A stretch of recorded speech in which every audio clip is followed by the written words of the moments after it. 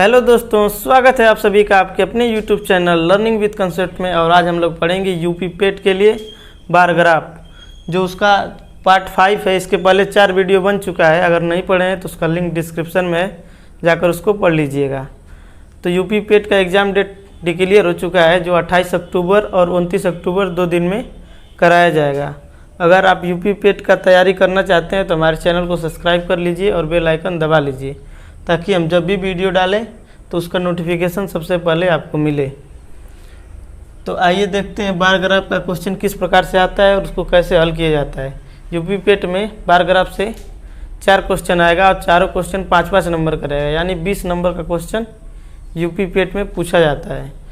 तो एग्ज़ाम के लिए काफ़ी महत्वपूर्ण है और अच्छे स्कोर करने के लिए बार ग्राफ का क्वेश्चन आना चाहिए आपको। तो आइए देखते हैं कि इसमें किस प्रकार के क्वेश्चन आते हैं और उसको कैसे हल किया जाता है। क्वेश्चन दिया है कि स्तंभ ग्राफ, ये जो ग्राफ दिया है स्तंभ ग्राफ, किसी देश के विभिन्न राज्य में एक वर्ष की चावल और गेहूं की उपज को दर्शाता है। तो ग्राफ में दे रहा है कि किसी राज्य में, जैसे A, B, C, D और E, यानी 5 राज्य हैं। तो किसी देश में ये पांचों राज्य के चावल और गेहूं के उत्पादन को दर्शा रहा है। तो इसको पढ़ने के बाद, ग्राफ को अच्छे से पढ़ने के बाद 5 क्वेश्चन का आंसर देना है। तो ग्राफ में पहले देख लेते हैं क्या क्या आंकड़ा दिया है। इसमें दिया है कि लाख टन में, मतलब ये जो आंकड़ा है लाख टन में है। जैसे बी में दिया है चावल का उत्पादन 10, तो 10 लाख टन उत्पादन हो रहा है, और यहाँ पर 2 लाख टन उत्पादन हो रहा है। और ब्लैक कलर से दर्शाया गया है कि चावल को, और ग्रीन कलर से गेहूं को दर्शाया गया है। तो आइए देखते हैं पहला क्वेश्चन क्या है। क्वेश्चन पहला दिया है कि सभी राज्यों में चावल का औसत उत्पादन लाख टन में है। ये पूछ रहा है कि सभी राज्यों में चावल अगर एवरेज लेंगे तो कितना होगा। सभी राज्यों को मिलाकर अगर चावल का एवरेज निकालेंगे, यानी औसत निकालेंगे, तो कितना आएगा। तो सभी राज्यों के चावल का एवरेज लेना है। 5 राज्य है तो सभी के चावल को ऐड करके 5 से डिवाइड लगा देंगे, भाग लगा देंगे, तो उसका एवरेज आ जाएगा। तो 5 राज्य का एवरेज अगर निकालेंगे चावल, जो कि ब्लैक कलर से दर्शाया गया है, तो ए राज्य में 8 लाख टन हुआ है, बी में 10 लाख टन हुआ है, इसी प्रकार पाँचों में हुआ है। तो सबको ऐड कर लेते हैं। तो 8 और 10 18 हो जाएगा, और सी में 4 है, 18 4 22 हो जाएगा, और डी में 4 26 हो जाएगा, और ई में 2 है, यानी कि 28 हो जाएगा। तो चावल पांचों राज्यों में मिलाकर 28 लाख टन चावल का उत्पादन हुआ है। उसका एवरेज निकालना है। तो 5 राज्य है तो 5 से डिवाइड कर देंगे, भाग लगा देंगे। तो 5 से जब इसमें भाग लगाएंगे तो हमारा आ जाएगा 5 25 25, 3 बच जाएगा तो दशमलव लगा देंगे, 30 हो जाएगा। तो 5 का 30, यानी एवरेज आ जाएगा 5.6, जो कि option number B right answer हो जाएगा। तो पहले क्वेश्चन का आंसर 5.6 आया है। आइए देखते हैं दूसरा क्वेश्चन क्या दिया है इसमें। अगला क्वेश्चन दे रहा है कि सभी राज्यों में चावल तथा गेहूं का कुल उत्पादन किस राज्य में न्यूनतम है। पूछ रहा है चावल और गेहूं के उत्पादन को मिलाकर अगर देखा जाए तो किस राज्य में सबसे न्यूनतम उत्पादन हुआ है, सबसे कम उत्पादन किस राज्य में हुआ है। तो इसमें ऑप्शन दिया है बी, सी, डी और ई। ए ऑप्शन को नहीं दिया है, तो ए को चेक करने की कोई ज़रूरत नहीं है, क्योंकि आंसर जब आएगा तो इन्हीं चारों ऑप्शन में से आएगा आंसर।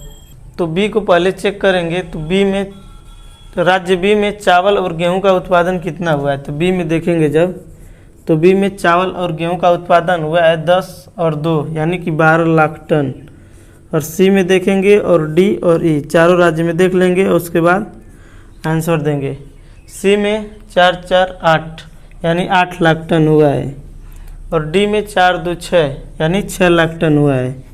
और ई में देखा जाए तो 6 और 2, यानी 8 लाख टन इसमें भी हुआ है। तो क्वेश्चन में ये पूछा है कि किस राज्य में न्यूनतम है, यानी सबसे कम उत्पादन किस राज्य में हुआ है। तो हमारा डी राज्य में सबसे कम उत्पादन हुआ है, जो कि 6 लाख टन है। तो हमारा राइट आंसर हो जाएगा ऑप्शन नंबर सी। अगर इसमें पूछा होता कि सर्वाधिक उत्पादन किस राज्य में हुआ है या अधिकतम उत्पादन किस राज्य में हुआ है, तो आप हमारा राइट आंसर हो जाता कि राज्य बी में ऑप्शन नंबर ए सही हो जाता है। तो क्वेश्चन को नोट कर लीजिए और देखिए इसमें तीसरा और चौथा क्वेश्चन। अगला क्वेश्चन दिया है इसमें क्वेश्चन नंबर 3। क्वेश्चन पूछ रहा है कि सभी राज्यों में चावल के कुल उत्पादन और उन राज्यों में गेहूं के कुल उत्पादन का अनुपात। तो इसमें बताना है कि सभी राज्यों को मिलाकर चावल कितना उत्पादन हुआ है और सभी राज्यों में मिलाकर गेहूं कितना उत्पादन हुआ है, उसका अनुपात यानी रेशियो निकालना है। तो सभी राज्यों में चावल और गेहूं इन दोनों का अनुपात लेना है यानी रेशियो निकालना है। तो चावल का हम जोड़े थे तो 28 आया था यानी 28। इसका अनुपात गेहूं को जोड़ लेते हैं। गेहूं जो ग्रीन कलर में दर्शाया गया है वो गेहूं है, तो गेहूं का यहाँ से निकालेंगे तो 16 और 2 18, 18 4 22, 22 और 2 24 और 24 और 6 30, यानी कि गेहूं हो रहा है 30 लाख टन। तो रेशियो निकालने के लिए इसको किसी ऐसी संख्या से काटेंगे ताकि दोनों कट जाए। तो अगर 2 से काटते हैं तो आ जाएगा 14 और 2 से इसको काटेंगे तो आ जाएगा 15। अब इसके आगे कोई ऐसी संख्या नहीं है जिससे काटें कि दोनों कट जाए, तो यहीं पे इसको छोड़ देंगे तो हो जाएगा रेशियो 14:15। तो इसमें ध्यान देने वाली बात यह है कि चावल अगर पहले दिया है तो चावल को पहले लिखेंगे और गेहूं बाद में दिया है तो गेहूं को बाद में लिखेंगे। नहीं तो अगर गेहूं को इधर लिख देंगे चावल को इधर लिख देंगे तो रेशियो बदल जाएगा। और ऑप्शन में 15:14 भी दिया रहता है, अगर वो दिया रहेगा तो गलत हो सकता है। तो इसीलिए अगर चावल पहले दिया है तो चावल को पहले लिखेंगे और गेहूं बाद में दिया है तो बाद में लिखेंगे। तो हमारा राइट आंसर हो जाएगा ऑप्शन नंबर डी 14:15। आइए देखते हैं चौथा क्वेश्चन क्या दिया है उसमें। चौथा क्वेश्चन दे रहा है कि राज्य ए में कुल उत्पादन व राज्य सी के कुल उत्पादन का अनुपात। इसमें राज्य ए और राज्य सी के कुल उत्पादन का रेशियो निकालना है। तो राज्य ए और राज्य सी का हमको अनुपात यानी कि रेशियो निकालना है कि राज्य ए में टोटल उत्पादन कितना हुआ है। तो राज्य ए में चावल 8 लाख टन हुआ है और गेहूं 16 लाख टन हुआ है। तो टोटल मिलाकर 16 और 8 24 लाख टन ए में उत्पादन हुआ है। और सी में देखेंगे तो 4 लाख टन चावल हुआ है और 4 लाख टन गेहूं। तो इन लोगों को देखेंगे तो आ जाएगा 4 4 8।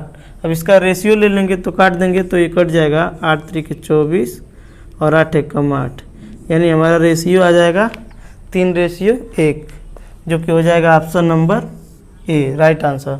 अगर इसको उल्टा लिख देंगे, ये अगर पहले दिया है तो पहले ही लिखेंगे, अगर उल्टा लिख देंगे तो ऑप्शन नंबर बी में दिया 1:3 उलट जाएगा, तो हमारा आंसर रॉन्ग हो सकता है। तो इसीलिए जो पहले दिया है उसको पहले लिखा जाता है। तो आइए देखते हैं इसमें पांचवा क्वेश्चन। अगला क्वेश्चन दिया है क्वेश्चन नंबर 5, चावल और गेहूं के उत्पादन में अंतर किस राज्य में अधिकतम है। तो इस पांचवें क्वेश्चन में ये बताना है कि किस राज्य में चावल और गेहूं के उत्पादन में सबसे ज़्यादा अंतर है। ऑप्शन दिया है केवल ए में, ए और बी में, या सभी में, या ई और डी में। तो आइए चेक करते हैं कि सबसे ज़्यादा अंतर किस राज्य में है। तो पहले ए राज्य में देखेंगे चावल और गेहूं के उत्पादन में कितना अंतर है। तो यहाँ पे गेहूं 16 हो रहा है, चावल 8 हो रहा है, तो 8 का अंतर है, यानी 8 लाख टन का अंतर है। और बी में देखेंगे तो 10 और 2, इसमें भी 8 लाख टन का अंतर है। और सी में जब चेक करेंगे तो सी में 4 और 4 दोनों बराबर है, तो अंतर इसमें नहीं है, इसमें 0 अंतर है। और डी में जब देखेंगे तो डी में 4 और 2 यानी 2 लाख टन का अंतर है। और ई में जब चेक करेंगे तो हमारा आ जाएगा 6 और 2 यानी 4 लाख टन का अंतर है। क्वेश्चन में ये पूछ रहा है कि अधिकतम अंतर किस राज्य में है। तो सबसे ज़्यादा अंतर 8 लाख टन ए और बी दोनों में है, तो हमारा राइट आंसर हो जाएगा ऑप्शन नंबर बी। क्वेश्चन को आप लोग नोट कर लीजिए और अगला क्वेश्चन देखिए।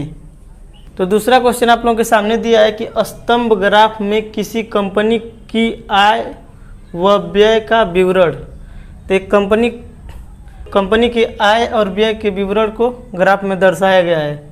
आय मतलब कितना पैसा वो कमाता है और व्यय मतलब कितना खर्च हो जाता है। और यहाँ पर दिया है कि लाख रुपए में, मतलब जो आंकड़ा है लाख रुपए में दिया है। जैसे 1982 में 20 लाख व्यय हो रहा है और 30 लाख आय है। तो आय का सिंबल क्रॉस में है और व्यय का सिंबल सीधी लाइन में दिया है। तो पहला क्वेश्चन देखते हैं क्या दिया है इसमें। क्वेश्चन दे रहा है कि वर्ष 1983 तथा 1984 में लाभ का अंतर लाख रुपए में कितना है। हमको ये बताना है कि 1983 और 1984 में लाभ का अंतर किसका ज़्यादा है और कितना है। तो 1983 में देख लेंगे। 1983 में आय मतलब इतना पैसा आता है, तो 1983 में 50 लाख रुपए आ रहा है और 30 लाख रुपए व्यय यानी खर्च हो जा रहा है। तो 20 लाख रुपए उसको फ़ायदा हो रहा है, यानी कि 20 लाख का लाभ हो रहा है। और 1984 में देखेंगे तो 1984 में 40 लाख आय है और 30 लाख व्यय है, तो इसमें 10 लाख का लाभ हो रहा है। तो हमको ये बताना है कि 83 और 84 में लाभ का अंतर कितना है। तो 83 में 20 लाख और 84 में 10 लाख का लाभ हुआ है, तो इसका अंतर निकालेंगे तो घटा देंगे तो आ जाएगा 10 लाख, जो कि हमारा हो जाएगा option number C right answer. आइए दूसरा क्वेश्चन देखते हैं क्या दिया है इसमें। दूसरा क्वेश्चन ये कर रहा है कि उन वर्षों की संख्या कितनी है जिसमें दिए गए वर्षों की औसत आय से अधिक रही। उन वर्षों की संख्या बतानी है कि जिसमें सभी का आय मिलाकर जितना एवरेज आएगा एवरेज से अधिक है। तो आय का एवरेज निकाल लेंगे, आय का औसत निकाल लेंगे। दिया है इसमें दिए गए वर्षों की औसत आय, तो आय हमारा दिया है क्रॉस में, तो उसका एवरेज ले लेंगे। उसके बाद देखेंगे कितने वर्ष ऐसे हैं जो एवरेज से अधिक हैं। तो आय का एवरेज ले लेंगे, तो ऐड कर लेंगे आय को। तो आय यहाँ पर है पहले में 30 और दूसरे में है 50 और तीसरे में 1984 में हो रहा है 40 और 85 में 60 और 86 में भी 60 आय है। तो सबको ऐड कर लेते हैं और जितने वर्ष हैं उससे भाग लगा देंगे तो इसका एवरेज आ जाएगा। तो सबको ऐड जब करेंगे तो हो जाएगा 6 6 12 और 12 4 16, 16 5 21 और 21 3 24, यानी कि आ जाएगा टोटल आय 240 लाख। अगर इसका एवरेज लेना है तो 5 वर्ष का है तो 5 से भाग लगा देंगे। 5 से जब भाग लगाएंगे तो जाएगा 5 चौक को 20 और 5 8 40, यानी 48 लाख एवरेज आया आय का। तो कंपनी में आय का एवरेज आ गया 48 लाख यानी 48 लाख। तो इसमें देखना है कि इससे कितने ऐसे वर्ष हैं जिसमें 48 लाख से अधिक आय है। तो 48 से अधिक है 1983 में, एक वर्ष यहाँ पर है, और 85 और 86, यानी 3 वर्ष ऐसे हैं जो कि एवरेज आय से अधिक आय है।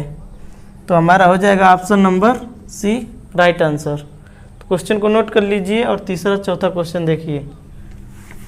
अगला क्वेश्चन दिया है क्वेश्चन नंबर 3, दे रहा है सभी वर्षों को मिलाकर औसत आय और सभी वर्षों के औसत लाभ का अनुपात बताना है।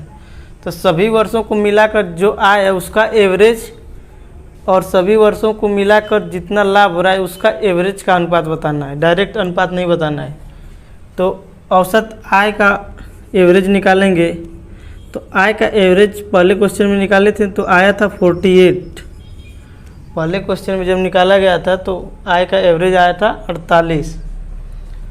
तो लाभ का एवरेज निकाल दे रहे हैं। लाभ का एवरेज अगर निकालेंगे, पहले वर्ष कितना लाभ हो रहा है 1982 में 30 आय है और 20 व्यय है तो 10 लाख का लाभ हो रहा है, और 83 में 20 लाख का, और 84 में 10 लाख का, और 85 में 20 लाख का।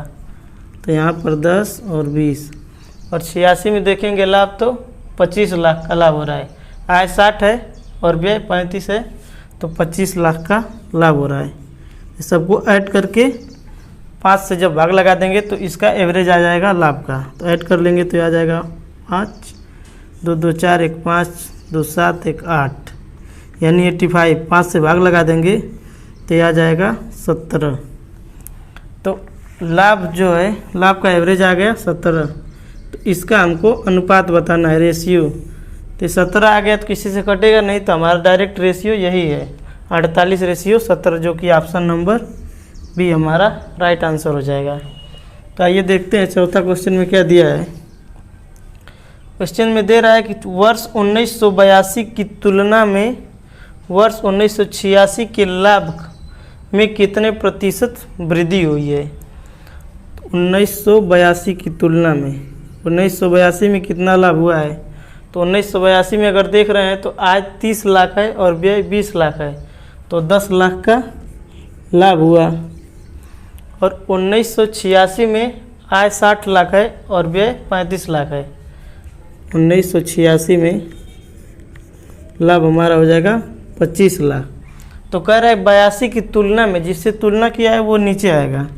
तुलना किया 82 से तो 10 लाख इसका लाभ है। कह रहा है कितना वृद्धि हुआ है, तो कितने % वृद्धि हुआ है। ये 10 से 25 हो गया, यानी कि 15 बढ़ा है। इतने की वृद्धि हुआ है 15 लाख का, तो 15 का वृद्धि हुआ है। इसको परसेंटेज में निकालना है, प्रतिशत बताना है कितने प्रतिशत वृद्धि हुई। तो 100 से मल्टीप्लाई कर देंगे, 100 से गुणा कर देंगे, तो 0 से 0 कट जाएगा और ये आ जाएगा 15 और 1 0 यहाँ से, यानी 150% वृद्धि हुई है।